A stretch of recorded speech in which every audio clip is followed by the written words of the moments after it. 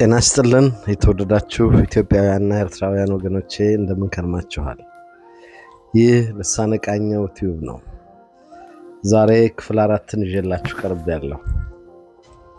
ሩቅ በሆነ ሀገር እንድትዋጉ ስትላኩ የምትታገሉት በኢትዮጵያ ሆነን እንደምንረዳው ለነጻነትና ለራስ መገዛት ብቻ ሳይሆን ከኢትዮጵያ በራቀ መሬት ላይ ሆናችሁ በህብረት ስራ የዓለም ጸጥታ ለሚድንበት ለሴኩሪቲ ኮሌክቲቭ ኢትዮጵያ ለዘላለም ተሳስራ ለኖረችበት ለዚህ ለተቀደሰ መሰረታዊ ነገር ትከላከላላችሁ።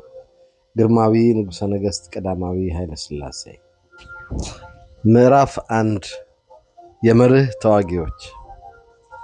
አይኖቻቸው ጠልቀው ቢያዩ ጥምጥም ባለ ጡንቻ ላይ የተረጀ ሰውነትና እንደ ነሐስ የጠየመ ቀለም ያላቸው በርከት ያሉ ወታደሮች በግንቦት 1951 በኮሪያ ልሳነ ምድር ላይ ታዩ። እነዚህ ወታደሮች በዚያ ልሳነ ምድር በኮሙኒስቶች ወረራ በግፍ የተጠቁትን ህዝቦች ለመርዳት የተገኙ ናቸው። እነዚህ ተዋጊዎች የመጡት የዓለም ግማሽ ያህል ከራቀ ሀገር ነው። ይህን ያህል ርቀት ሲጓዙም በህይወታቸው ለመጀመሪያ ጊዜ ነው። ከዚህ ቀደም ከሀገራቸው ውጭ በማያውቁት የሰው ሀገር ተዋግተው ባያውቁም ቅሉ እጅግ የተረጋጉና በስነ ምግባራቸው የጠበቁ መሆናቸውን ከቆፍጣና ቁመናቸው ወዲያውኑ መረዳት ይቻላል። ግዳጁን ጠንቅቆ የተረዳና በቁርጠኝነት የቆመ ወታደር ተምሳሌት ነበሩ። እነዚህ ንቁና ኩሩ ተዋጊዎች የጀግናና የዝነኛው ሀገር የኢትዮጵያ ልጆች ናቸው። ግን 9000 ማይልስ ያህል ተጉዘው በዚያ ሩቅ ሀገር ምን ወሰዳቸው? እነዚህ ወታደሮች ከክርስቲያን ሀገር የመጡ ናቸው። ወደ ኮሪያ ለውጊያ ያመጣቸው ቁም ነገር መርሆ ብቻ ነው። ይህ የሚዋጉበት መርሆ የዓለም የጋራ ደህንነት መርሆ ነው። ኢትዮጵያውያን ኮሪያ ድረስ የወሰዳቸው ይህ ቁም ነገር ነበር። ከአንድ ወር ገደማ በፊት በሀገራቸው መሬት ለዚህ ጉዟቸው ሽኝት ለክብራቸው በተደረገ ስነ ስርዓት ላይ የኢትዮጵያው ንጉሠ ነገሥት ቀዳማዊ ኃይለ ሥላሴ ከዚህ እንደሚከተለው ብለዋል። የጥቅሱ መጀመሪያ፣ እናንተ ወታደሮች የምትዘምቱት እኛ ረጅም ዘመን የታገልንበትን መርህ ለመከላከል ነው። ከ15 ዓመት በፊት በዚሁ ሚያዝያ ወር ንጉሠ ነገሥታችሁና የሰራዊታችሁ ጠቅላይ አዛዥ ከምንዋጋበት የጦር ሜዳ በወቅቱ የመንግስታቱ ማህበር የጋራ መከላከል መርሆ ተፈጻሚ እንዲሆንልን አቤቱታ አቀረብን። ሆኖም በዚያኑ ሚያዝያ ወርና ልክ በዛሬ ቀን ማህበሩ ይህንን መርሆ ለማስፈጸም የማይችል መሆኑን በኦፊሴል አስታወቀ። የተባበሩት መንግስታት የኮሪያን መወረር አስመልክቶ ላቀረበልን እርዳታ ጥሪ ያለማወላወል መልስ በመስጠት ለእምነታችንና ለራሳችን ታማኝ መሆናችንን ስናረጋግጥ የተቀደሰ ተልእኮ ለአሁኑ ሰዓት ብቻ ሳይሆን ለኢትዮጵያ በዘመኗ ማድረግ የሚገባትን ግዴታና ዋና ስራ እንደፈጸምን እንቆጥረዋለን። እናንተ የኢትዮጵያ ወታደሮች ኢትዮጵያ ከጠላቷ ቀንበር ለመውጣት እንድትችል ከአርበኞቻችን በተጨማሪ በአሁኑም ጊዜ የመንግስታቱ ማህበር አባል የሆኑና ከልብ ባለ ቃል ኪዳኖቻችን ሆነው የረዱን መንግስታት ወታደሮች ደማቸውን ስላፈሰሱላት ዛሬ በመትላኩ ስራ የክብር ብድር ከፋዮች መሆናቸውን አስቡ።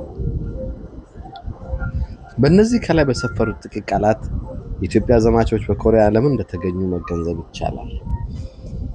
ግን ምን ተፈጽሟል? ግርማዊነታቸው እነዚህን ቃላት ለምን መረጡ? ምንስ ማለታቸው ይሆን? የሁለተኛ ዓለም ጦርነት ካበቃ በኋላ ብዙም ሳይቆይ ነበር በሰኔ 1950 ኮሙኒስቶች ኮሪያን የመውረራቸው ዜና የተሰማው። ይህ ዜና በሰላም ወዳድ ህዝቦችና መንግስታት ዘንድ ቁጣ እንቀሰቀሰ። ነፃና አስተዋይ ወገኖች ይህ ክስተት ተራ የጦርነት ግጭት አልመሰላላቸው። ይልቁንም እጅግ የተደራጀ ዝርዝር እቅድ የወጣበትና የተጠና ጥያቄ ከመሆኑም በላይ ለመላው የሰው ዘርም ውጤቱ ምን እንደሆነ ከወዲሁ ያልታወቀ አደጋ እንዳለው ገመቱ። ከጥቂት ወራት በኋላ ቻይና ጦርነት ውስጥ መግባቷ ሲረጋገጥ የጠላት ዓላማ ግልጽ ሆነ። የሰሜን ኮሪያ በደቡብ ኮሪያ ላይ ወረራ መፈጸም፣ ኮሙኒዝም መላውን ሩቅ ምስራቅ የመቆጣጠር እቅድ የመጀመሪያው ደረጃ ክስተት ነበር። በተባበሩት መንግስታት ድርጅት ዓላማ ስር የዓለም ሰላምና ጸጥታ መጠበቅ እንዳለበት እምነት ያላቸው አባል ሀገራት የኮሙኒስቶችን ጥቃት ለማስቆም ፈጣን እርምጃዎችን ወሰዱ። አደጋው እንደተሰማ የተባበሩት መንግስታት የነጻው ዓለም ወታደሮች ሰላምና ነጻነትን ለመከላከል ወስነው ቀዮቹ ለመጋፈጥ የጦር ኃይላቸውን ወደ አካባቢው አዘመቱ። እስኪ ከጅምሩ አንስቶ ስለሆነው ነገር ጥቂት ወደ ኋላ መለስ ብለን ሁኔታውን እንመልከት። በማርሻል ቾዩንግ ኮን የሚመራ የሰሜን ኮሪያ ኮሚኒስት ጦር ሰኔ 25 ቀን 1950 እንደ አውሮፓ አቆጣጠር ነው በ38ኛው ፓራላል ሰሜንና ደቡብ ኮሪያን በሚለየው የምድር ሐሳብ መስመር ላይ ከፍተኛ ጥቃት ሰንዝሮና በዚያው የነበረውን መጠነኛ ደቡብ ኮሪያ መከላከያ ደምስሶ ደቡብ ኮሪያን ወረረ። የተባበሩት መንግስታት ጸጥታ ምክር ቤት አስቸኳይ ስብሰባ ጠርቶ ወራሪው ጦር ተኩስ እንዲያቆምና የያዘውንም ስፍራ ለቆ ከሰኔ 25 በፊት የነበረበት የድንበር መስመር እንዲመለስ ትዕዛዝ ሰጠ። ይሁን እንጂ የኮሙኒስቶቹ ምላሽ በወረራው በመግፋት ወደ ደቡብ ኮሪያ ግዛት መዝለቅ ሆነ። ወራሪዎቹ ኮሙኒስቶች በጥቂት ቀናት ውስጥ የአንጂን የባህር ሰርጥ ደረሱ። ሰኔ 29 ቀን ያለ ምክንያት ከጫሩት ጦርነት ከ4 ቀናት በኋላ የደቡብ ኮሪያ ሪፐብሊክ ዋና ከተማ ሶውልን ተቆጣጠሩ። የደቡብ ኮሪያ የጦር ኃይል የኮሙኒስቶችን ግፊት መቋቋም ባለመቻሉ ሶውልን ለቆ በስተደቡብ የሃንን ወንዝ ተከትሎ መከላከያውን ለመስራት ተገደደ። ይህም ከራሳቸው የጦር ኃይል ይልቅ የወንዙን የተፈጥሮ ተረተር በመከላከያነት በመተማመን የተፈጸመ ነበር። የኮሙኒስቶቹ እንደ አሸን የሚፈላው የሰው ኃይልና እጅግ ዘመናዊ ጦር መሳሪያ ለጦርነቱ ቀደም ብለው ከፍተኛ ዝግጅት እንዳደረጉበት ማስረጃ ነው።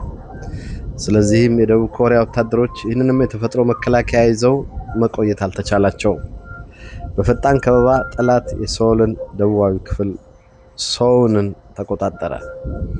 በዚህ ጊዜ የተባበሩት መንግስታት ድርጅት የአባል ሀገራት ኮሙኒስቶቹን ወቅቶ መመለስን ጨምሮ ለደቡብ ኮሪያ አስፈላጊው እገዛ እንዲደረግ ጥሪ አስተላለፈ። በሐምሌ ወር መጀመሪያ የተባበሩት መንግስታት እግረኛ ጦር ኮሪያ መድረስ ጀመረ። የኮሪያን መሬት ለመርገጥ የመጀመሪያው የአሜሪካን 24ኛ እግረኛ ክፍለ ጦር ነበር።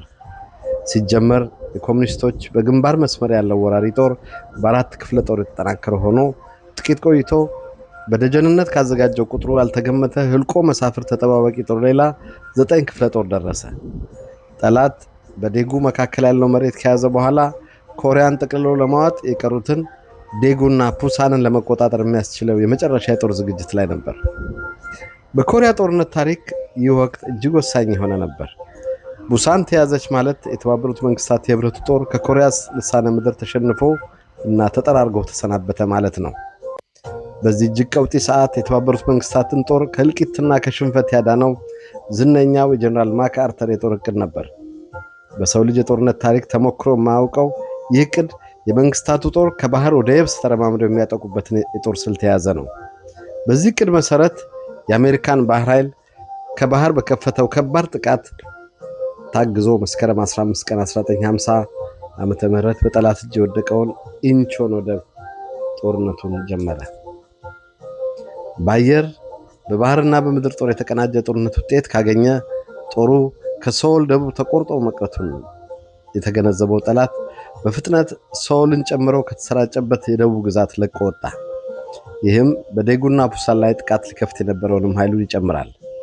መስከረም 26 ቀን በተባበሩት መንግስታት ጦር ሲኦል ነፃ ወጣች። በጥቅምት ወር ኮሙኒስቶቹ ከ38ኛው ፓራላል ሰሜን አቅጣጫ ድረስ ተገፍተው ነበር። ይሁን እንጂ የደቡብ ኮሪያ ጥቃት መክሸፍ ተከትሎ ቻይና በቁርጠኝነት ጦርነት ውስጥ ለመግባት ተንቀሳቀሰች። ከማንቹሪያ ግዛት ያላትን ጦር ማንሳት በሰሜን ኮሪያ የሚገኝ ያሱ የተባለው ወንዝ አቅጣጫን ተከትላ ወደ ጦርነቱ ለመቀላቀል ተሰለፈች። እስከ ጥቅምት 24 ድረስ 30 የቻይና ክፍለ ጦር ወንዙን ተከትሎ በመመሸግ ወደዚሁ አካባቢ በማጥቃት የገፋ የነበረውን የመንግስታቱን የህብረት ጦር ይጠባበቅ ጀመር። ህዳር 26 እና 27 ይሄው የቻይና ጦር በህብረቱ ጦር ሙሉ ግንባር ላይ በከፈተው የማጥቃት ጦርነት በለስ ቀንቶት 9 የህብረቱን ጦር ክፍለ ጦሮች የያዙትን መሬት አስለቅቆ ወደ ደቡብ ገፍቷቸዋል። በገናዋ ዜማ የህብረቱ ጦር በሰው ኃይልና በመሳሪያ ከፍተኛ ብልጫ ካለው የቻይና ኮሙኒስት ጦር ጋር መራራ ጦርነት ካደረጉ በኋላ የሰሜን ኮሪያን ግዛት ሙሉ በሙሉ በመልቀቅ ከ38ኛው ፓራላል ጀርባ አዲስ የመከላከያ ስፍራ ያዘ። በዚህ ወቅት ከጦርነቱ ጎን ለጎን ጦርነቱን ለማስቆም ይደረጉ የነበሩት ዲፕሎማሲያዊ ትግሎችም አይዘነጉም። ይሁን እንጂ አንዳቸውም አልፈየዱም ነበር። ዳር 31 ቀን 1950 እና ጥር 4 ቀን 1951 ኮሙኒስቶቹ የደቡብ ኮሪያን ዋና ከተማ ሶልን ለመያዝ ያደረጓቸው ሁለት ከፍተኛ ጦርነቶች በህብረቱ ጦር ጠንካራ መከላከል ከሽፈዋል። የያን ጊዜው የማይታመን አይነት ለህብረቱ ጦር የተፈጠሩ መልካምና ተከታታይ ውጤቶች በመዝገብ ምክንያቶቹ የተባበሩት መንግስታት የነጻው ዓለም ትግል ማስተባበር ቁርጠኝነቱ አንዱ ነበር። በመንግስታቱ ማህበር መርሆ የሚያምኑ ሀገሮች የኮሙኒስቶቹን ወረራና ጉልበት ሊፈትኑት ወደ ጦር ሜዳ ወታደሮቻቸውን አዘመቱ። ከነዚህ ሀገሮች አንዷ ኢትዮጵያ ናት። የዛሬው ክፍል 4 ፕሮግራማችን በዚሁ ይጠናቀቃል። በጥሞና ስለተከታተላችሁኝ አመሰግናለሁ። በሚቀጥለው ፕሮግራም እስክንገናኝ ድረስ ሰላም ሁኑልኝ። እንግዲህ ሰብስክራይብ ማድረግ፣ የደወል ምልክቷን መንካት፣ ላይክ ማድረግ እንዳትረሱ።